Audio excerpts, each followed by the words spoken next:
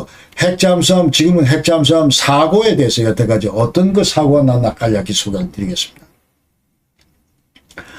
자, 2차 대전 중에 독일은 이제 그 잠수함 승무원들이 많은 그 손실이 있었고, 주로 전투에서도 사고가 있었고, 또 배기가스에 질식되거나 아니면 기계적 고장, 이런 것들로 많은 그 승무원들이 죽음을 당했고, 그 다음에 7척의 핵잠수함은 여태까지 지금 침몰했습니다. 7척의 핵잠수함이, 그러니까 여기에 이제 미국계 2개고, 소련, 러시아가 이제 5개다, 5척이다. 그렇게 얘기를 하고, 그러나 핵하고 방사능 사고, 이런 것들은 이제 여태까지 미국 같은 경우에 이제 단 한 건도 없었다. 그렇게 얘기할 수 있고, 지금부터 핵잠수함 사고 난 거는 이제 연도별로 이제 전부 거슬러 가면서 말씀드리겠습니다. 먼저, 미국의 그 패스처, 이게 이제 63년도에 심해 잠수 시험을 했는데, 이때 침몰했습니다. 그래서 129명 승조원이 전부 사망을 했고, 그 당시에 최초 이제 해상 침몰 그 핵잠수함이 됐습니다. 그 당시 사고 원인은 파이프 그 접합 부분, 파이프 그 조인트 이쪽에 납땜이 그 불량해서 바닷물이 유입되고, 그러면서 이제 원자로 가동이 중단되고, 그러면서 완전히 그 수압에 의해서 해저에서 완전히 이 잠수함이 파쇄가 됐다. 이렇게 얘기들을 합니다. 그 다음에 두 번째는 1968년도 미국의 스콜피온 이 잠수함이 침몰했습니다.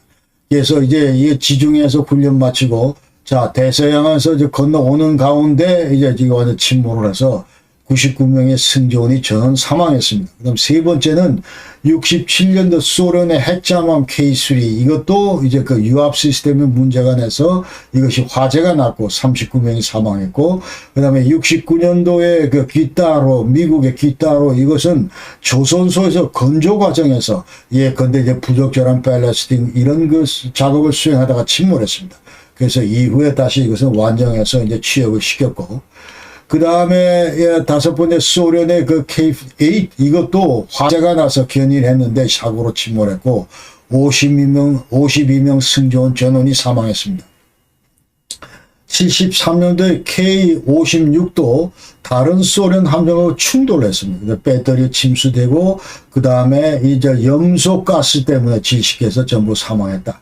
그 다음에 83년도에도 K429, 자, 이 잠수함이 이제 잠수 정비, 그 다음에 이 조선소에서 실수, 이런 것들로 침몰을 했고, 16명이 사망을 했습니다.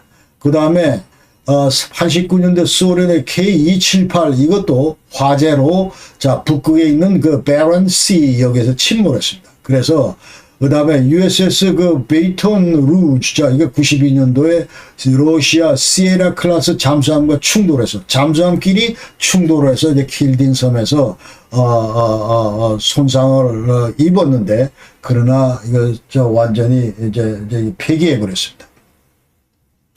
그 다음에 2000년도 러시아의 그 SNN, 크루스코호는, 자, 이건 마찬가지 북극해 베렌트 그 호수에서 바다에서 해에서 전부 침몰했습니다. 그러니까 선 내에 있는 그 어뢰 용접 부분이 이제 불량했고, 그러면서 이제 과산화수소가 누출이 되고, 그러면서 어로탄두가 이제 폭발을 하고, 그러면서 이제 완전히 선 내에 이제 그 폭발 사고로 이어지면서 무려 그 118명 승조원 전원이 전부 사망을 했습니다.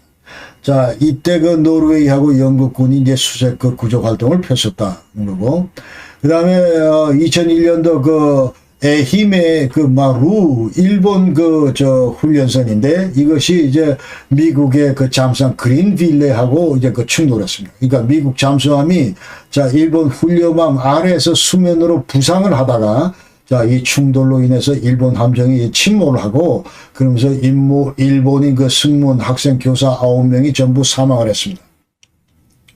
그 다음에 2003년도 러시아의 이제 썸말 K159가 노벤버급, 자, 이것이 이제 견인을 하다가 이것이 마찬가지로 북극해 그 베렌시에서 침몰했습니다. 구조대 그 10명 중 9명이 사망을 했고, 그 당시에 이제 1톤 그 스펜 퓨얼 그 사용 후 핵 연료가 전부 바닷물 속으로 이제 잠겼습니다. 그 다음에 2005년도에는 샌프란시스코, 자, 이 핵잠함이 태평양 시마운트 충돌을 했고, 그 다음에 한 명이 사망하고 23명이 부상한 사고가 있었다. 자, 결론적으로 핵잠수함 관련해서 주요 강대국들은 지금 현재 이 잠수함을 어떻게 지금 현재 확보하고 있는지, 자, 이거를 말씀을 드리겠습니다. 그래서 초기에는 자, 나라들이 이제 핵잠수함도 건조하고 디젤 전기 재래식 잠수함도 건조하고 뭐 이런 추세를 보였는데, 그러나 1959년도 이래로 미국은 재래식 잠수함은 건조하지 않습니다. 그리고 영국 같은 경우는 63년도에 최초 핵잠수함 드레드노트 이걸 건조를 했는데, 그러나 80년대, 90년대 가서는 이제 잠깐 동안 이제 이 재래식 잠수함을 이제 업홀더 클래스급을 4척 건조를 했는데, 그러나 냉전 종식 이후에, 그러니까 1990년 이후에 전부 중단했습니다. 이 재래식 잠수함은. 그러면서 이걸 전부 해체해가지고 이제 카나다에 팔았고, 카나다는 이걸 이제 운영하다가 전부 이걸 폐기하고, 앞으로 이제 12척의 그 잠수함을 새로 이제 구매를 하겠다. 지금 이제 두 개 나라가 우리 하나오션하고 그 다음에 저쪽 독일의 이제 TKM 둘이 지금 붙어 있습니다. 지금 현재 우선 협상 선정 대상국으로 이제 붙어 있고, 이제 내년 가서는 이제 아마 어느 한 나라가 이제 이 선정이 될 겁니다. 자, 이런 상황이고, 그런데 이제 영국 같은 경우는 다시 이제 핵잠수함 전력으로 전부 전환을 했다. 그래서 영국은 이제 전부 핵잠이다. 그러니까 미국하고 영국은 핵잠수함만 있다. 이렇게 이제 우리가 보시면 되고, 그다음 프랑스 같은 경우는 최초 핵잠수함 71년도에 이제 루드타블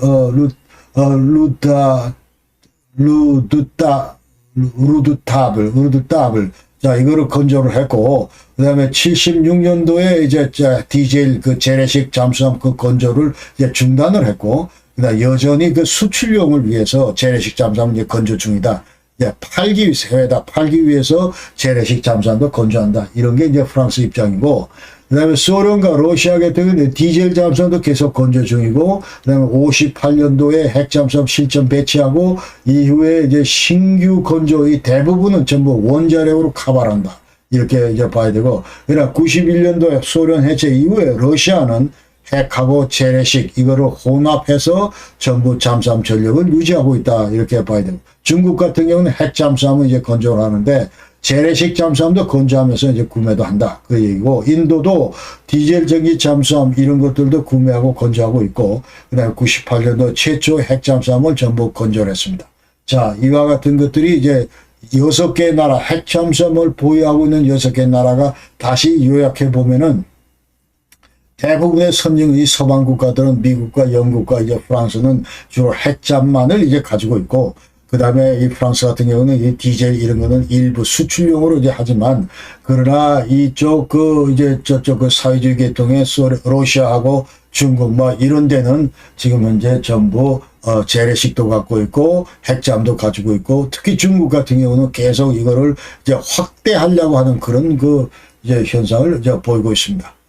자, 그래서 우리 한국군의 선택, 이제 앞으로 이제 이 일로 갈 수밖에 없는데, 이 프로젝트를 가동할 수밖에 없는데 어떻게 될 것인지, 이 관련해서 한국 해군의 주력은 누가 뭐라고 지금까지 재래식 이제 잠수함은 이제 20척을 이미 건조를 했고 아직도 건조하고 있고, 그렇기 때문에 자, 이것은 이제 계속 유지가 될 것이다. 이렇게 볼 수 있고, 그 다음에 한반도 해역의 이제 운용 관련해서는 앞으로 만약 된다면은 핵 잠수함보다 이제 재래식 잠수함의 용도가 더 커질 것이다. 이렇게 얘기할 수 있습니다. 그래서 재래식 잠수함이 훨씬 더 이제 은밀하게 매복 작전하는데 유리하다. 이렇게 얘기할 수 있고, 그 다음에 배터리 기술 이런 것들이 계속 발전할 경우에 자망 시간이 연장이 되고 있기 때문에 또 이제 획득이나 운영 비용 이런 것도 상대적으로 핵잠보다 이제 저렴하다. 이렇게 얘기할 수 있습니다.